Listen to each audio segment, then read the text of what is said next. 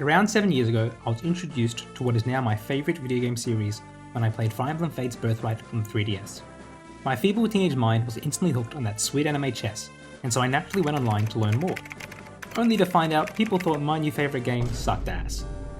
People were saying that the story sucked and that it was way more anime than the older real Fire Emblem games, but then people would argue that only some of the older ones were good. People were calling each other names like elitists, awakening babies, weebs. I'd unknowingly thrust myself into the quite contentious Fire Emblem community, and to a defensive team there was just a bit too much gatekeeping going on, so I just kept to the newer games. In the years since, the infighting has seemed to die down, or perhaps more accurately, I've grown numb to it. And whilst my opinion of Fates has eventually diminished, I had still yet to play much of the older Fire Emblem games. I had a brief stint with Path of Radiance, but never got around to finishing it, despite really liking it. By the time Engage rolled around, the oldest game I'd completed was Awakening. But that was soon to change, as around this time, Fire Emblem 7, The Blazing Blade, was slated to be available on Nintendo Switch Online, and given the share group I'm with had opted to get the upgrade, I figured now was as good a time as any to culture myself on the older entries of the series. And I also streamed it for fun. Fire Emblem The Blazing Blade is of particular note since it was the first FE game to be released outside of Japan, meaning for a lot of older fans, this was their first game in the series, and finally explained who those pretty anime boys in Smash were. Well, except they were not in this game. But wait, isn't that redhead guy Roy? Well nah, that's actually his dad. You see, Fire Emblem 7 is actually a prequel to the previous Japan-exclusive entry, Fire Emblem The Sword of Seals. It takes place on the continent of Elith and follows the journey of three main characters, Eliwood, Hector, and Lyn. The game starts off with us meeting Lyn, and I mean us literally, as this is also the first Fire Emblem game to feature a player insert character. That's right, Alear, Byleth, Corrin, Robin, and Chris. That hideous trend got its start with little old Mark here. Heck, Lyn even finds you unconscious and you offer to be her tactician. Sound familiar? Anyway, this portion of the game serves as a tutorial, and follows the Sakaean nomad Lyn as she journeys to meet her grandfather after discovering her noble lineage. Each chapter of this so-called Lyn mode introduces gameplay fundamentals to the player, such as trading and recruiting, and can only be skipped on subsequent playthroughs. Would 12 fine for a complete newbie, can be a bit annoying for anyone who's played a Fire Emblem game before, as the gameplay of this part is kinda boring. The story is decently engaging though. It's a very simple affair where Lyn stands against her grand uncle Lord Lundgren, who is scheming to take her grandfather's noble seat. Again, it's nothing groundbreaking, but I was quite endeared to Lyn as she tried to find her footing in a foreign political system which was quite hostile to both her race and gender. But don't forget, that's just a mini tutorial story. The real shit starts in chapter 11, when the game takes away your badass swordswoman and has you babysit a posh redhead, thus beginning Eliwood mode. Eliwood's father has mysteriously vanished, which by the way is par of the course for a Fire Emblem lord, and to make matters worse, he disappeared whilst their region of Lycia was in the midst of some political unrest. So Eliwood heads out on a journey to find his dad, and along the way he's joined by his best friend and fellow Lycian noble Hector, and eventually Lyn. But we'll focus on the story later. For now, let's talk about the gameplay. Now after much analysis of the gameplay, I've come to a shocking conclusion. It's Fire Emblem. No, but hear me out. When you compare it to some of the design crack intelligent systems have been on in the most recent entries, this is just pure, unadulterated Fire Emblem. Which makes sense given that this was an early handheld title, but this simplicity doesn't make it any less interesting. It just makes the little you do have all the more valuable. It's got standard aspects you'd expect by now, like weapon triangle, durability and different classes, but the main standouts from a modern perspective are rescuing and counter after non-combat actions for mounted units, which makes positioning one of your main avenues for creativity and creates interesting utility as you can protect overextended units or carry characters around for objectives. Units have aid stats which allow them to carry units with less constitution, a stat which is also used to determine how much weapons slow you down. But besides that, it's what you would expect from Fire Emblem today. The varied cast of characters is as fun to play with as you'd expect, and there's definitely room to make any of them work for you.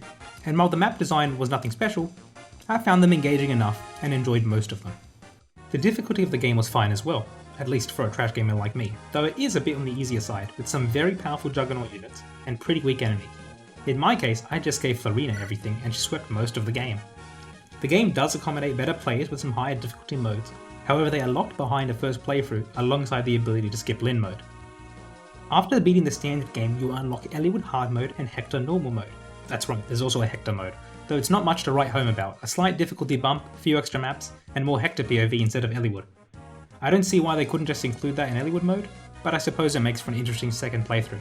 Although, you have to beat Hector normal mode to unlock Hector hard mode, so you have to play through normal mode twice to unlock the highest difficulty, which is a bit silly. Now the last thing to talk about gameplay wise is the supports. Many Fire Emblem fans will know that the support system, which has become synonymous with the series, got its start in these GBA games. And by got its start, I mean it hatched out of the egg with half its fucking limbs missing. Okay, rant incoming. The support system in this game is pretty simple. When 2 units finish their turn next to each other, they gain support points.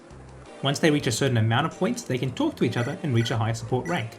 This process repeats from rank C to A, with each rank giving the pair increased stats when they are close to each other, and of course, a chance for you to learn about your beloved little war machines. That's all well and good, but the problem is that these take way too fucking long. Different pairs will gain different amount of points per turn, and need varying amounts for each threshold, which makes sense, but most of the non-short ones require you to go out of your way to slow down the chapters to a miserable pace in order to get them. Especially in this game, where you have a lot of strong, high mobility units taking on enemies on their lonesome. Like Heath does not have 50 turns to spare having tea with Priscilla, and I ain't sending my healer into the enemy backline. And of course, it makes sense for there to be this sort of trade-off. Positioning and playing around building support should be a part of your strategy. It's just to me, it falls apart since here, the time required far exceeds the return and ultimately makes the game less fun to play. As for the quality of the support conversations themselves, I can't really comment because I barely got any. I got Eliwood and Edians and a few others, then decided I didn't want to take an extra 20 minutes spamming wait at the end of each chapter. Rant over. Which means it's finally time to get back to the story. Which is fine.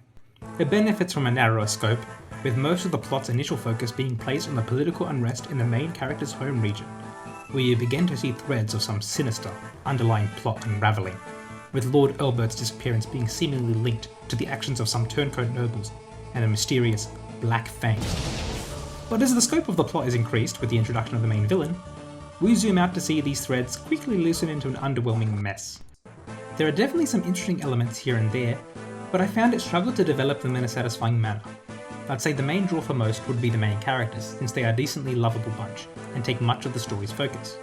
The main trio of lords definitely left an impression on me, along with some of their key side characters like Ninian, Nils, and Pent. But I found these also left a bit to be desired. Even in the main trio, Lyn feels a bit tacked on in the story.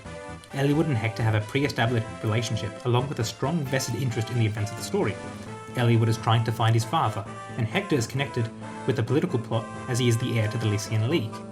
Whereas Lyn is just sort of there.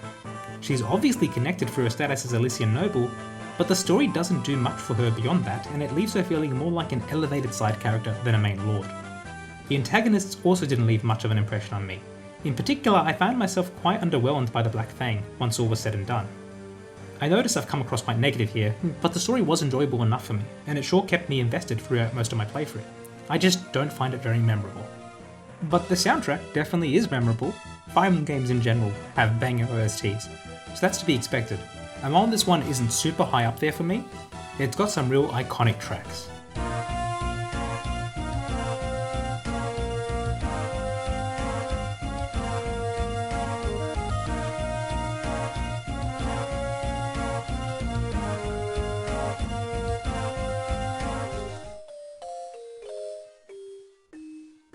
So how do I feel overall about FE7?